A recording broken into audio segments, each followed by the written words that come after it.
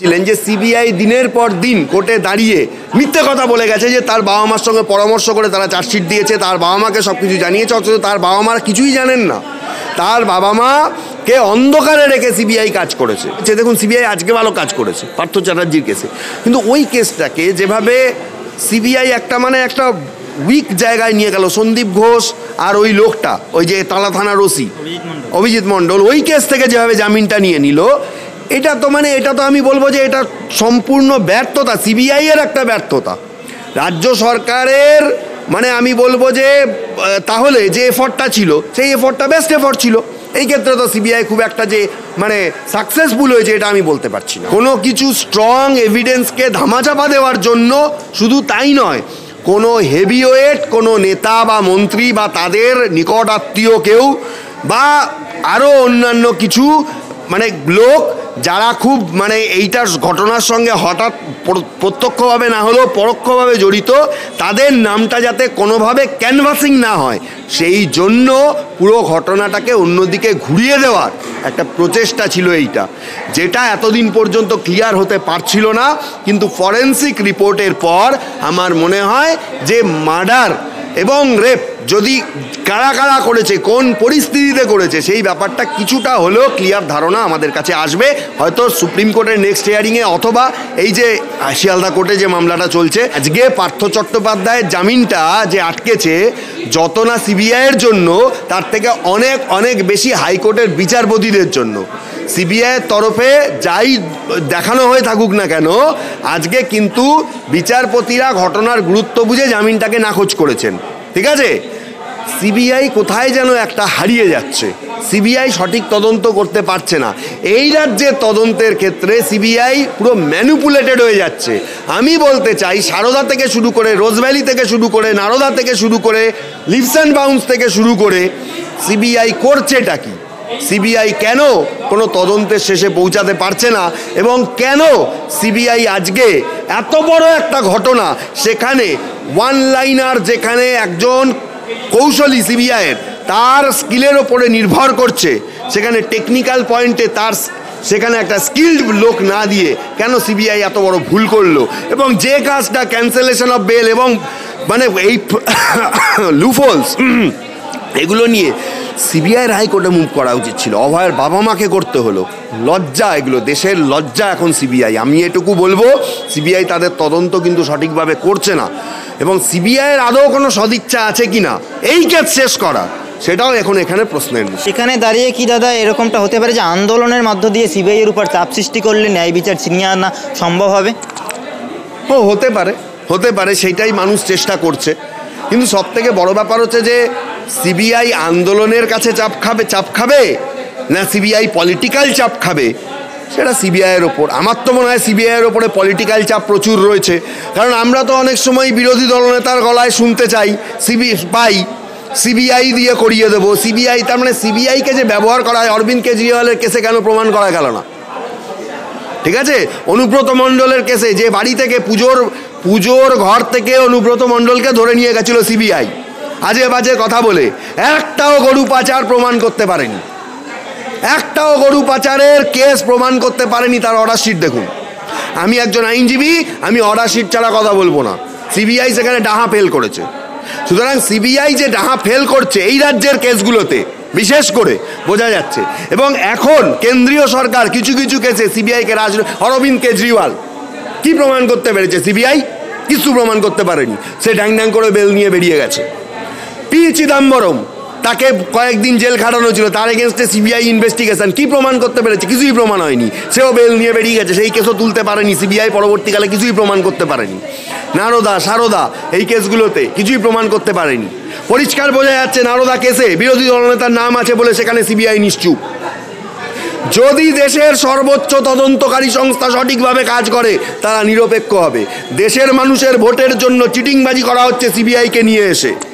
ঠিক আছে, দেশের মানুষের সঙ্গে প্রতারণা করছে কেন্দ্রীয় সরকার এবং রাজ্য সরকার, দুটো সরকারই দেশের মানুষের সঙ্গে চরমতম প্রতারণা করছে। সিবিআইকে ভয় দেখিয়ে, সিবিআইকে শিকন্ডি করে বহু জায়গায় তারা শুধু ভোটের রাজনীতি খেলতে চাইছে। যেখানে সিবিআই কার্যত যখন যার জন্য সিবিআই একটা সময় গিয়ে কার্যত সিবিআই দিশাহীন হয়ে পড়ছে এবং সিবিআই কোনো রকম কোনো অর্ডার দিতে পারছে না, যার জন্য সিবিআইকে একবার খাঁচাবন্দি তোতা বলেছিল সুপ্রিম কোর্ট এবং বিভিন্নভাবে এই হাইকোর্টে সিবিআই লজ্জা করা উচিত। লিপস অ্যান্ড বাউন্সে অভিষেক ব্যানার্জি নামে শুধু একটা সাইকেল। সিবিআইয়ের যে অফিসার এই ধরনের কাজ করে ইমিডিয়েট তাকে সাসপেন্ড করে দেওয়া উচিত। এনআইএ সিবিআইয়ের বর্তমান ঘুম ধরা অবস্থাটা যদি বলি না, আপনার শুনে মানে মনে হবে যে কোথা থেকে এলাম। আমি একদিন এনআইএর অফিসে গেছিলাম একটা কেসের ব্যাপারে, আমি বলেছিলাম এখানে তদন্ত করা দরকার। তারা বলছে স্যার 2টোর বেশি গাড়ি দেয় না, 3টে গাড়ি চাইলে বলে কোথায় যাবে তার তেলের হিসাব দিতে হবে। সিবিআইয়েরও প্রায় তাই অবস্থা। এতদিন তো একটা ভালো অফিসও দেয়নি, নিজাম প্যালেসে ছোট অফিস, এখন ওই অ্যাকশন এরিয়াতে একটা অফিস আছে। বলছে কোথায় লোক, অন্তত 600 থেকে 700 এমপ্লয়ি দরকার। সিবিআই হাইকোর্ট যতগুলো কেস সিবিআই করেছে তার সব প্রপার ইনভেস্টিগেশন করতে, সেখানে 150 অফিসার নেই। কাজটা হবে কোথার থেকে? 56 ইঞ্চি ছাতি দেখালেই কাজ হয় না, সিবিআই করে দিলেই কাজ হয় না। দেশের সর্বোচ্চ নিয়ামককারী সংস্থাকে আজকে বিজেপি রাজনীতির একটা পরিহাসে পরিণত করেছে। এই জায়গাটাও প্রিভেন্ট হওয়া দরকার। তখনই এই ঘটনাটা সামনে এসেছিল, যত বিশেষজ্ঞরা যারা ক্রিমিনোলজি নিয়ে কাজ করেন বা সিবিআইয়ের প্রাক্তন অধিকর্তা, পুলিশের প্রাক্তন অধিকর্তা, তারা পরিষ্কার বলেছিলেন যে এইটা একজন মানুষের ঘটনা নয়, একজন মানুষের ঘটানো ঘটনা নয়। তারা কিন্তু শেষ অবধি এটাতে স্টিক ছিলেন। কিন্তু আমরা দেখছিলাম যে একটা অদ্ভুত বিষয়, যে রাজ্য সরকার যার নামে চার্জশিট দিল সঞ্জয় রায়, তার নামে কার্যত 58 দিন পর সিবিআই চার্জশিট দিল, প্রাইমারি চার্জশিট, এবং তারা বলল অনেক ঘটনা লোপাট হয়ে গেছে। এর মধ্যে যে ফরেন্সিক রিপোর্টটা যখন সুপ্রিম কোর্টের কাছে জমা পড়ল, সুপ্রিম কোর্ট এবং পরবর্তীকালে হাইকোর্টের কাছেও যখন রিপোর্ট এলো, তখন কিন্তু ফরেন্সিক রিপোর্টটা নিয়ে একটাই কথা হলো যে এটাকে সিআইএস মানে সেন্ট্রাল ফরেন্সিক রিপোর্টটাও জমা করতে হবে। এবং সেই রিপোর্টটা আজকে যখন প্রকাশ্যে আসছে তখন অনেক কিছু ঘটনা জানা যাচ্ছে। যদিও রিপোর্টের মধ্যে কি আছে, মুখবন্ধ খামে আছে, আমরা এখনও জানতে পারছি না। হয়তো নেক্সট হিয়ারিং ডেটে আমরা কিছুটা তথ্য পাবো। কিন্তু আমার একটা জিনিস এটা ক্লিয়ার যে ঘটনাটা ওখানে ঘটেনি, ঘটনাটা অন্য কোথাও ঘটেছিল। কারণ ঘটনার পরম্পরা যদি বিচার করা হয়, একজন ডিউটিরত একজন ডাক্তার তিনি আজকে রেপড হয়ে মার্ডার হয়ে গেলেন। দেখুন, অন্য যে কোনো অফিস বা অন্য যে কোনো সংস্থা রাত্রি 1:30-2টোর সময় বন্ধ হয়ে যায় বা সেখানে লোকজন থাকে না, আমি বুঝতে পারি। কিন্তু হসপিটাল এমন একটা জায়গা, 24 ঘন্টা ইমার্জেন্সি ডিউটি রয়েছে, আরও বিভিন্ন রকম কাজ রয়েছে। সেইখানে আমার মনে হয় যে এই ঘটনাটা কিছু কিছু জিনিসের মানে রিফ্লেকশন এক। দ্বিতীয় হচ্ছে, যেটা আমার ব্যক্তিগতভাবে মনে হচ্ছে, ঘটনাটা একটা বাইরে ঘটিয়ে তার রিয়াকশানটাকে বা তার রিফ্লেকশনটাকে ওই সেমিনার রুমে যেটাকে নিয়ে আসা হয়েছে। কেন আপনি বলুন? তার কারণ হচ্ছে যে অভয়ার বাবা মা কিন্তু বারবার বলেছিল যে ওই চাদরের ব্যাপারটা, যে একটা সময় তারা বলেছিলেন এক চাদরের কালার চেঞ্জ হয়েছে। এবং ঘটনাটা যদি ওখানে হতো, সেমিনার রুমের বাইরে তো সিসিটিভি ছিল, তাহলে সেই সিসিটিভিতে কিছু ধরা পড়লো না, এটাই কখনো হতে পারে? আর কেউ দেখলো না একজনকে মার্ডার করা হয়েছে। যদি খাবার বাইরে থেকে অর্ডার দিয়ে খাওয়ার ব্যাপারটা হয়ে থাকে, তাহলে সেই জায়গাটা কেউ লক্ষ্য করলো না, কেউ ফলো আপ করলো না, এইটা কখনো হতে পারে না। আপনাকে এই একটা জিনিস মাথায় রাখতে হবে। আর একটা জিনিস আপনাকে আমি বলি, ঘটনাক্রমটাকে আপনি যদি বিচার করেন, সেই দিন রাত্রির বেলা বাইরে থেকে যে খাবার আনানো হলো, আমি জানি না এই জায়গাটাকে কেন ধরা হচ্ছে না যে বাইরে থেকে খাবার এনে যখন সার্ভ করা হয়েছিল সেই খাবারটার মধ্যে কি ছিল।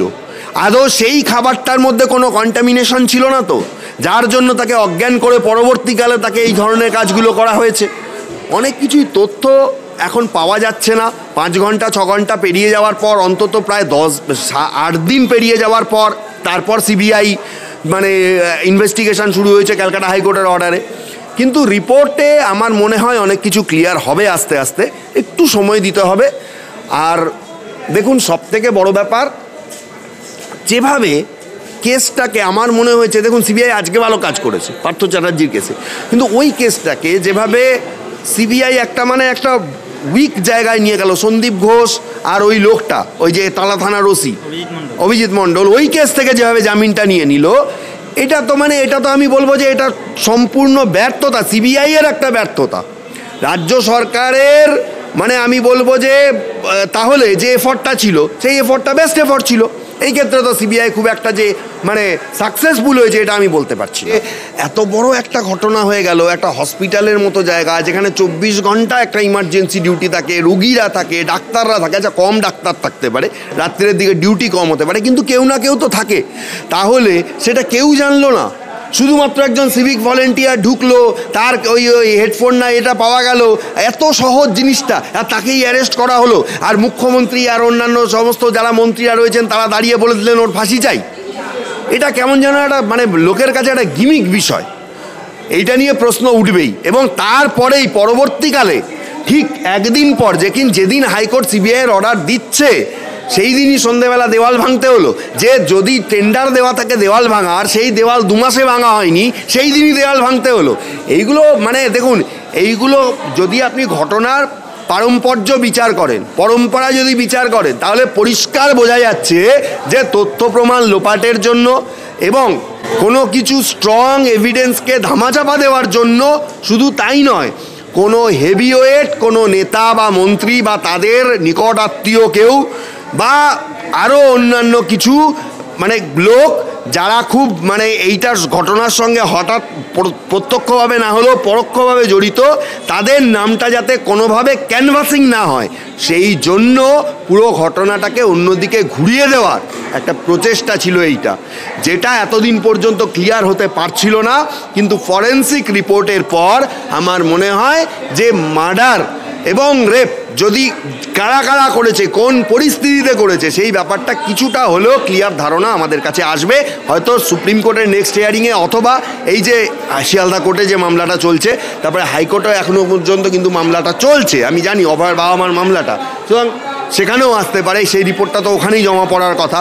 হাইকোর্ট কি ডাইরেকশন দেয় সেই দিকে আমাদের নজর থাকবে। আমার মনে হয় সিবিআইয়ের এই বিষয়ে আবার রিথিঙ্কিং করে, রিইনভেস্টিগেশন করে প্রপার যারা অপরাধী তাদেরকে গ্রেপ্তার করা অবশ্যই উচিত।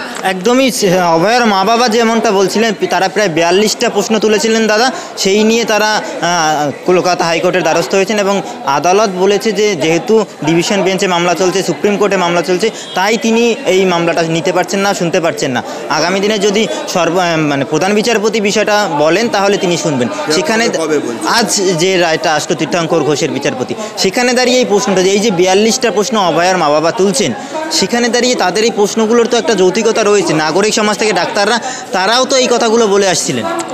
অবশ্যই যৌক্তিকতা রয়েছে, কিন্তু আপনারা একটা জিনিস দেখুন, সিবিআই কি আদৌ সুপ্রিম কোর্টের ডাইরেকশন মেনেছে? কারণ জাস্টিস চন্দ্রচূড়ের ঘরে যখন মামলা ছিল, জাস্টিস চন্দ্রচূড় বলেছিলেন সিবিআইকে অবশ্যই অভয়ার বাবা মার যে অভিযোগ সেইটার দিকে যথেষ্ট গুরুত্ব দিতে হবে। তার অর্ডারে একদিন তিনি যে কদিন হিয়ারিং করেছিলেন তার মাঝখানে একদিনের অর্ডারে এটা ছিল। তার বাবা মা কিন্তু অভিযোগ করেছিলেন যে সিবিআই দিনের পর দিন কোর্টে দাঁড়িয়ে মিথ্যে কথা বলে গেছে যে তার বাবা মার সঙ্গে পরামর্শ করে তারা চার্জশিট দিয়েছে, তার বাবা মাকে সব কিছু জানিয়েছে, অথচ তার বাবা মারা কিছুই জানেন না। তার বাবা মাকে অন্ধকারে রেখে সিবিআই কাজ করেছে। হ্যাঁ, সিবিআইয়ের ভূমিকা আমি অত্যন্ত ন্যাক্কারজনক, অন্তত এই কেসের ক্ষেত্রে আমি বলবো। এবং হাইকোর্ট যদি আজকে এটা বলে থাকে, টেকনিক্যাল গ্রাউন্ডে হাইকোর্ট ঠিক কথাই বলেছে। একটা মামলা সুপ্রিম কোর্টে পেন্ডিং আছে, হাইকোর্ট সেই ইন দ্য মিন টাইম কীভাবেই বা শুনতে পারে। এখন ট্রায়াল কোর্টকে সঠিক বিচার করতে হবে এবং সুপ্রিম কোর্টকেও ভবিষ্যতে আরও দেখতে হবে যাতে এইটা স্ট্রংভাবে সিবিআই তদন্তটা শেষ করে। কিন্তু আমরা অতীতে দেখেছি যে রাজনৈতিক যোগ যদি কোনো মামলার সঙ্গে স্ট্রংভাবে থাকে, আদৌ সেই মামলাটা শেষ হতে চায় না। যেমন সারদা মামলা, নারদা মামলা বা অন্যান্য চিটফান্ড মামলা, সেইটার দিকে যেন এই মামলা চলে না যায় এবং অভয়ার বাবা মা যেন প্রপার জাস্টিস পায়, সেই জায়গাটা অবশ্যই সিবিআইকে এনশিওর করতে হবে এবং সুপ্রিম কোর্টকে মানুষের সেই আস্থাটা ফেরাতে হবে সিবিআইয়ের ওপরে, যে এত বড় একটা ঘটনা, আরজিকরের মতো ঘটনা সারা দেশে যেন আর কখনো না হয়। সেখানে দাঁড়িয়ে দাদা পুলিশ যা বললো, যাকে গ্রেপ্তার করলো, যে পথ পথটা দেখিয়ে দিল, সিবিআই যেন সেই পথেই হাঁটছে। দেখুন, আমি তো আগেও বলেছি যে মানুষের মনে তো প্রশ্ন উঠবেই যে কেন সঞ্জয় রায় ছাড়া আর কোনো প্রাইম অ্যাকিউজ নেই, প্রাইম অ্যাকিউজড আর কেউ নেই। এবং যেভাবে সিবিআই এদের দুজনকে ট্যাগ করেছিল, তাদের এদের অপরাধটাকে এত লঘুভাবে প্রমাণ হয়ে গেল, মানে প্রমাণ করতেই পারলো না, এত লঘু হয়ে গেল যে তারা জামিন নিয়ে বেরিয়ে গেল। এটা মানুষের মনের মধ্যে একটা অত্যন্ত বড় প্রশ্নের সৃষ্টি করেছে। তাহলে সিবিআই আদৌ করছেটা কি?